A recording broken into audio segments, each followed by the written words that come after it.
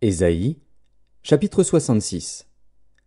Ainsi parle l'Éternel, le ciel est mon trône, et la terre mon marchepied. Quelle maison pourriez-vous me bâtir, et quel lieu me donneriez-vous pour demeure?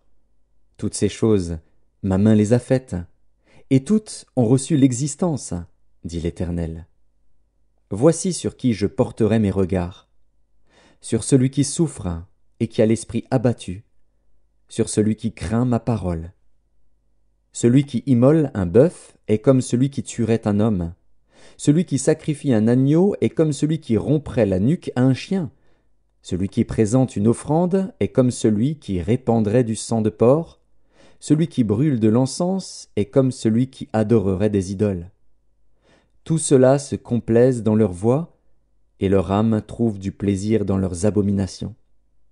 Moi aussi, je me complairai dans leur infortune, et je ferai venir sur eux ce qui cause leur effroi, parce que j'ai appelé, et qu'ils n'ont point répondu, parce que j'ai parlé, et qu'ils n'ont point écouté. Mais ils ont fait ce qui est mal à mes yeux, et ils ont choisi ce qui me déplaît. Écoutez la parole de l'Éternel, vous qui craignez sa parole. Voici ce que disent vos frères, qui vous haïssent et vous repoussent à cause de mon nom. Que l'Éternel montre sa gloire, et que nous voyions votre joie. Mais ils seront confondus. Une voix éclatante sort de la ville, une voix sort du temple. C'est la voix de l'Éternel, qui paye à ses ennemis leur salaire. Avant d'éprouver les douleurs, elle a enfanté. Avant que les souffrances lui vinssent, elle a donné naissance à un fils. Qui a jamais entendu pareille chose?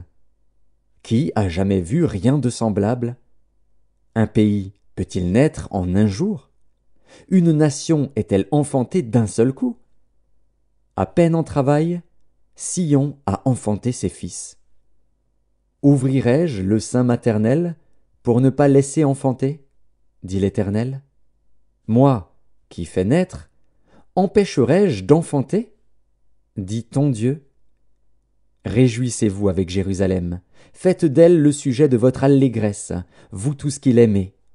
Tressaillez avec elle de joie, vous tous qui menez deuil sur elle. Afin que vous soyez nourris et rassasiés du lait de ses consolations, afin que vous savouriez avec bonheur la plénitude de sa gloire. Car ainsi parle l'Éternel, voici, je dirigerai vers elle la paix comme un fleuve, et la gloire des nations comme un torrent débordé. Et vous serez allaités, vous serez portés sur les bras et caressés sur les genoux. Comme un homme que sa mère console, ainsi je vous consolerai. Vous serez consolés dans Jérusalem. Vous le verrez, et votre cœur sera dans la joie, et vos os reprendront de la vigueur comme l'herbe. L'Éternel manifestera sa puissance envers ses serviteurs, mais il fera sentir sa colère à ses ennemis. Car voici, l'Éternel arrive dans un feu, et ses chars sont comme un tourbillon. Il convertit sa colère en un brasier, et ses menaces en flammes de feu. C'est par le feu que l'Éternel exerce ses jugements. C'est par son glaive qu'il châtie toute chair. Et ceux que tuera l'Éternel seront en grand nombre. Ceux qui se sanctifient et se purifient dans les jardins, au milieu desquels ils vont un à un, qui mangent de la chair de porc, des choses abominables et des souris, tout cela périront, dit l'Éternel. Je connais leurs œuvres et leurs pensées. Le temps est venu de rassembler toutes les nations et toutes les langues.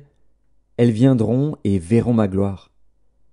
Je mettrai un signe parmi elles, et j'enverrai leur réchappé vers les nations, à Tarsis, à Pul et à Lude, qui tirent de l'arc, à Tubal et à Javan, aux îles lointaines, qui jamais n'ont entendu parler de moi, et qui n'ont pas vu ma gloire. Et ils publieront ma gloire parmi les nations. Ils amèneront tous vos frères du milieu de toutes les nations en offrande à l'Éternel, sur des chevaux, des chars et des litières, sur des mulets et des dromadaires, à ma montagne sainte, à Jérusalem, dit l'Éternel, comme les enfants d'Israël apportent leur offrande dans un vase pur, à la maison de l'Éternel.